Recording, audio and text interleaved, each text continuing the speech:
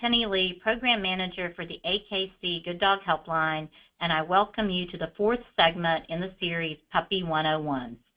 These programs are brought to you by the American Kennel Club's Good Dog Helpline, which is a 7-day-a-week telephone service staffed by professional dog trainers who can assist you with your puppy or dog training questions. Today's topic is teaching polite greetings, which is a subject that we receive many questions about on the helpline.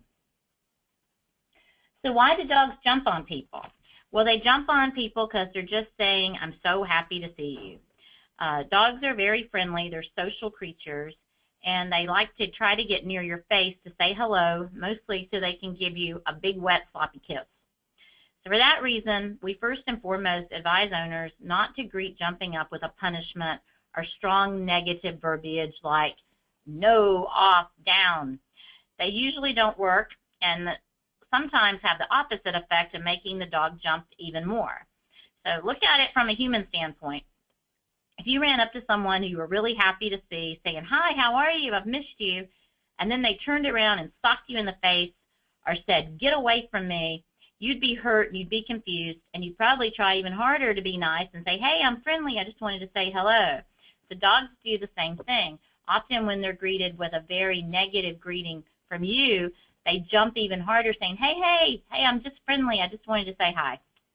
But there are many positive and effective ways to deal with jumping up, and that's what we're going to discuss with you today. So human greetings matter too. The way you approach your dog can have a big impact on how excited they get and how much they jump up.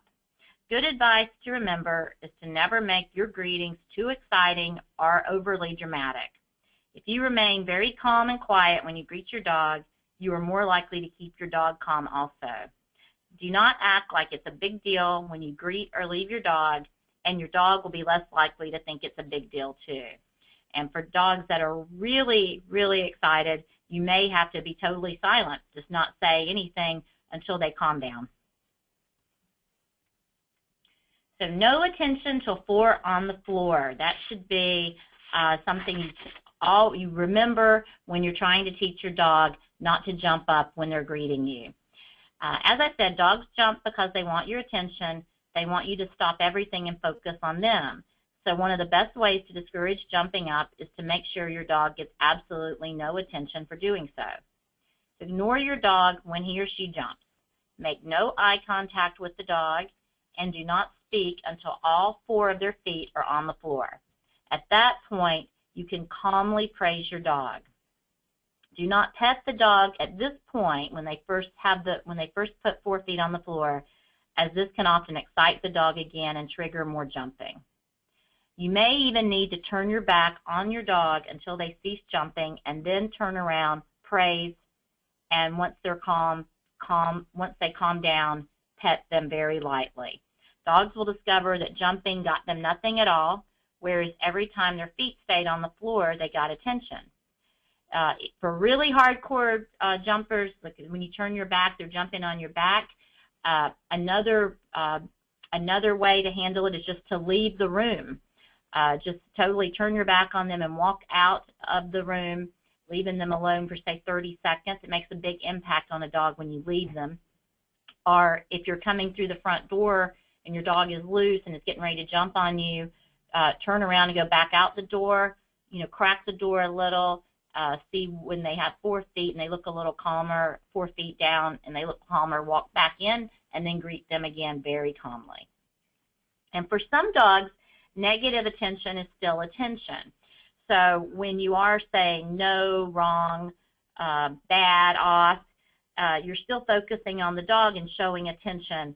So as I said earlier, this often does not curb jumping. For some dogs, it's not so much offensive, but they enjoy it because you're still focusing attention on them. So no attention, negative or positive, is the rule till 4 feet are on the ground, and then that should be positive attention. So teach another behavior. Along with ignoring jumping up, you can also teach an alternate behavior so your dog has something else to do that does not generate attention for them. Sit or down is excellent. If a dog cannot jump if it is sitting, and it is even more difficult to jump up if they are lying down. Ignore your dog until they have 4 on the floor. And when they're offering 4 on the floor consistently, start asking for a sit or down. Reward and calmly pat the dog in praise. Soon the dog will automatically offer the sit or down because they'll understand that's how they get the attention. For dogs that are overly enthusiastic, sometimes teaching them to stay on a surface will help, a specific place. An example would be a mat or bed or a raised surface. It's very difficult to jump up or move your feet if you're on a raised surface. An example would be a low bench or a raised dog bed. You can also teach your dog to just go to a mat on the floor or the regular dog bed and stay on it, and then you'll give them attention once they're staying on that in that space. And these are exercises that take several steps to accomplish, and the AKC Good Dog Helpline trainers can help you with these steps to teach these very helpful control exercises. And then another one that I really like, if you have a dog that's toy motivated, is give them a job. As soon as you get home, before they have a chance to jump on you, tell them to get a toy. When they're much less likely to jump if they're busy looking for their toy and then carrying it around. When they bring it to you, calmly play as long as they aren't jumping. The playing with the toy becomes a reward for not jumping and an incentive for not jumping up. And so I like this. It's very positive. It gives the dog something else to do, and you can even use it with visitors to tell them to tell the dog to get the toy, and they can show the visitors their toy. And like I said, dogs seldom will be jumping up when they're carrying their toy and hoping to play with it. And I just mentioned visitors. So what do you do when visitors arrive? Jumping up on visitors is much more difficult to deal with. It's easier to ask family members to ignore the dog and put training methods into play, but not so easy to ask your guests. And with the mention of family members, I did want to add one thing regarding that, and that is that all your family members need to be on the same page as to how you're going to teach the dog not to jump up. If one member of the family says, I don't care if the dog jumps on me, and allows the dog to jump on him or her, then really that sort of sabotages your whole training program. So you need to have the whole family on board with how you're going to react when the dog jumps up. But with guests, it's a lot easier to ask them to help you train your dog, saying, will you turn your back on my dog, or can you ask my dog to sit or down? They're really there to visit you. They're not there to train your dog. So until your dog is consistently not jumping on you, you may need to keep your dog on leash when guests arrive so you have control, and you can ask your dog for a sit or down before being greeted by the guest. You should ask your visitors to not be overly exciting and to talk calmly, and instruct them to not pet or greet the dog until the dog's behavior meets the criteria on which you've been working. If you don't have time to work on the dog's behavior, then it's best to manage this by crating the dog or putting the dog away in a room away from the guests, so the dog does not self-reward by getting a chance to jump up. And another way to help the dog learn that you don't jump on anyone, including guests, is to ask some friends, enlist some friends to help you with training this with your dog. Ask them if they'll come over and set up some scenes, stage some scenes where they come and knock on the door or ring the doorbell, and then if they come in and the dog is jumping, you can already tell them what to do when this happens. Tell them to leave the house or to turn their back on the dog, and then have some rewards for your dog ready to go, so when they do have 4 on the floor, your guests can reward them. So certainly that is a very good way to handle this, as well as taking your dog to a group class.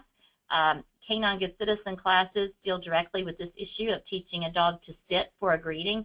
So if you take your dog to a group class, there will be teachers there and other students who will all be involved in working with the dog on not jumping on strangers, as well as family members. So body block. This is another way of handling jumping, especially for the really hardcore jumpers who just don't seem to care if you ignore them or not when they're jumping.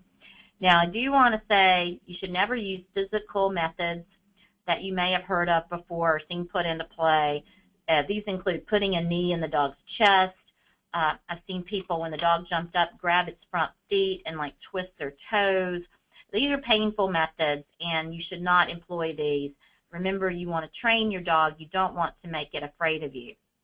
But there is another option for discouraging jumping up, as I said, especially for those dogs who really are not concerned by being ignored.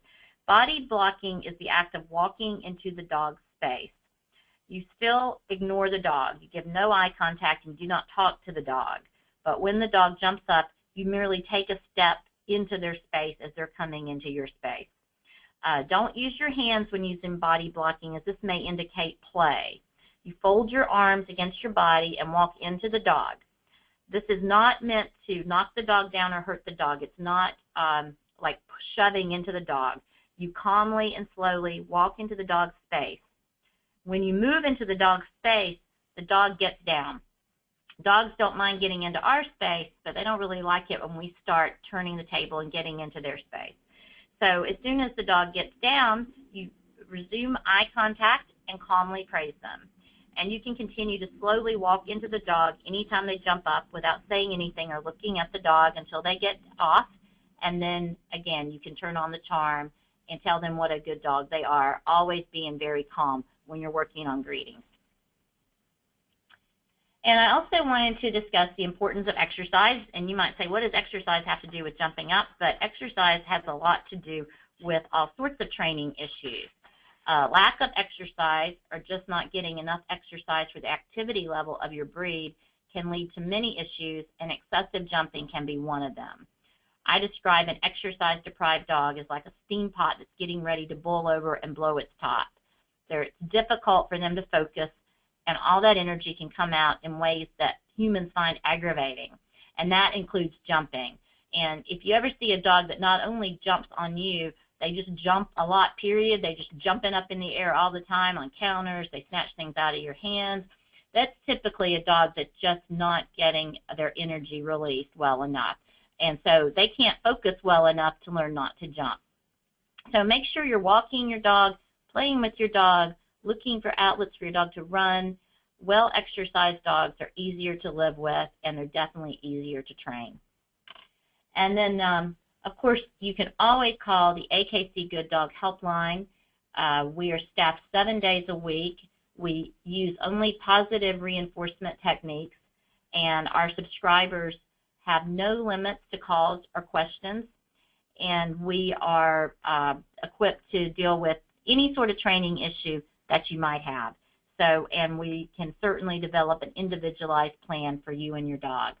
So I wish you luck on training your dog and dealing with the jumping up issue, and happy training to everyone.